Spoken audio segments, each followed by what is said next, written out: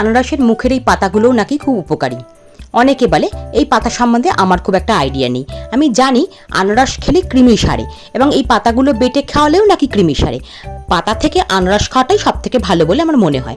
অনেকেই আনারস ছাড়াবার ভয়ে বাড়িতে নিয়ে আসেন না, কিন্তু আমি যেভাবে ছুরির ডগে করে আনারসের চোখগুলো কাটছি, এরকমভাবে অতি সহজেই আনারসের চোখগুলো কাটা যায়।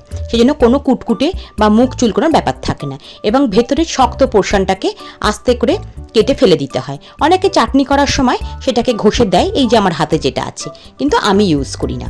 সেই জন্য বলছি, ছোট বাচ্চা থাকলে যদি সে আনারস খেতে না চায়, তাকে এরকমভাবে রস বার করে 2 থেকে 3 চামচ খালে কৃমির সমস্যা থেকে একদম মুক্তি পাওয়া যায়। খুব ছোট বাচ্চা হলে ডাক্তারের পরামর্শ নেওয়া ভালো, কিন্তু 2-2.5 বছর বাচ্চাদের অতি অবশ্যই খাওয়ানো যায়। আনারসের অনেক উপকারিতা, চুল ভালো রাখতে, ত্বক ভালো রাখতে, হার্টের প্রবলেম থেকে, এমনকি পাইলসের সমস্যাও দূর করে। আমি খোসবাড়ির পরম্পরা চৈতালি, আজ তবে আসি। ভালো লাগলে একটা লাইক দেবেন।